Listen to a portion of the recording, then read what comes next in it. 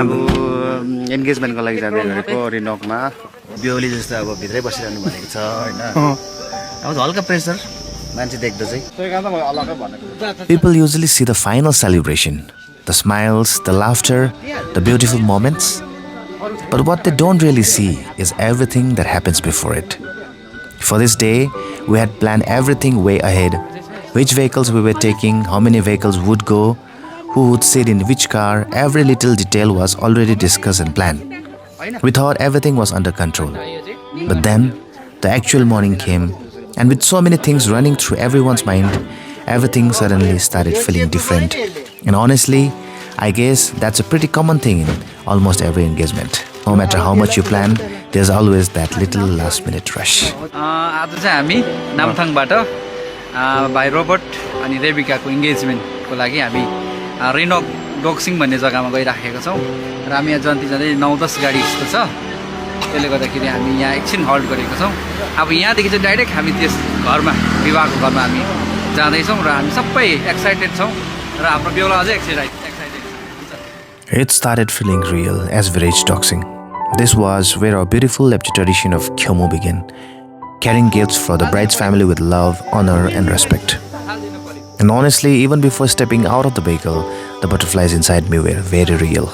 Excitement, nervousness and happiness all at once. And as we started climbing the stairs, everyone was carrying the Kyomu, and trust me, it was heavy. So big thank you to every family member, cousins and everyone who carried it with so much love. In that moment, I realized, on days like this, you never walk alone.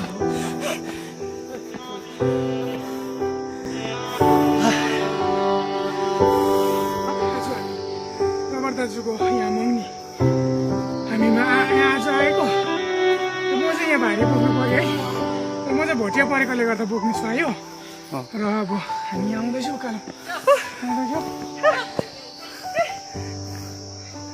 खास छ नि उकालो त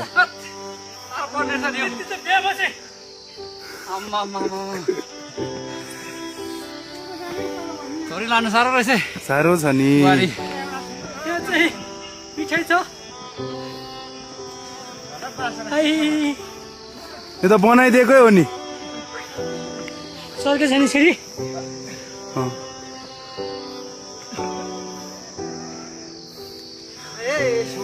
कति kilo गयो त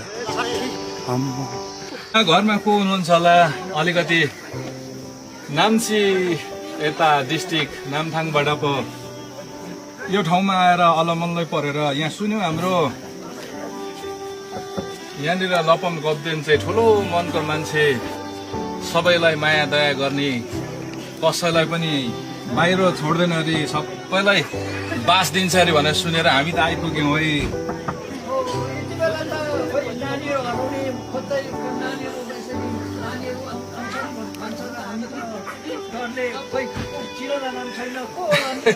हामी नामथाङ बस्ने सिक्किमकै मान्छेहरू डराउनु पर्दैन हामीहरू पनि तपाईँहरूको गाउँमा डराउँदै नै आएको छौँ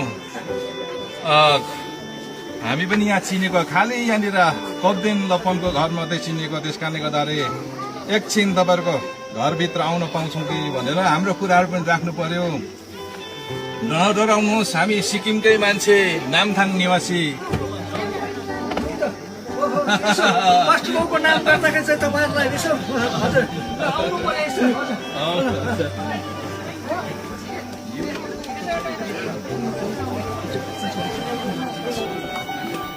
यसो हेर्दाखेरि त तपाईँहरू के भन्छ बास बस्नु त होइन तपाईँहरू त खुलै काम लिएर यसो लिएर आएको जस्तो पनि लाग्यो हजुर हजुर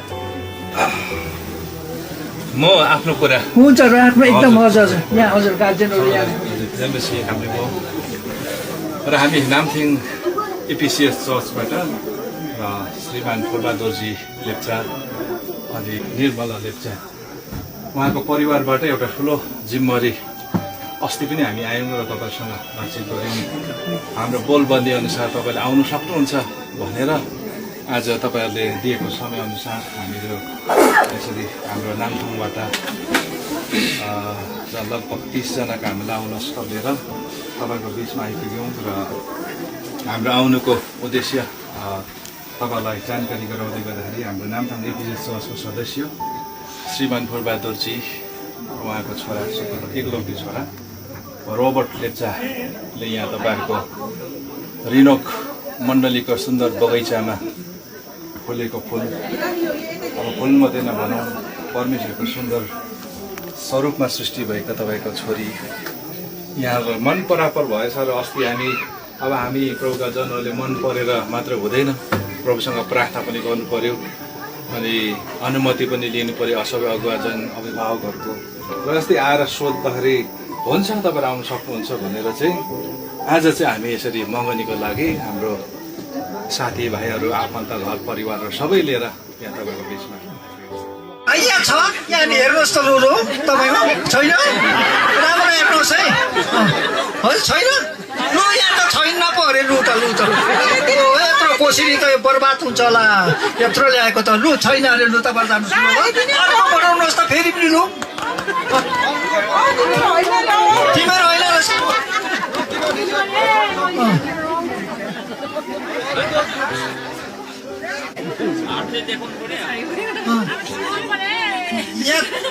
छ नानी यहाँनिर?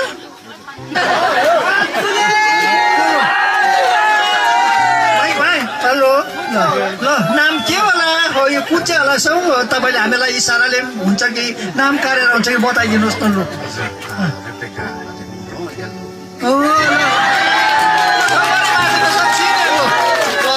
एकदमै धन्यवाद।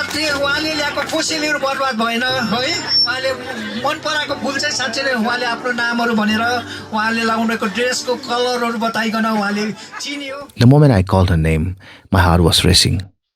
I was nervous, excited, and honestly, it felt so unreal. But when I looked around and saw both families smiling, the elders blessing us, and everyone genuinely happy, I understood this is what God's plan looked like. When we put God first, He doesn't just bless us, He blesses everyone connected to our story. And in that moment, everything felt complete.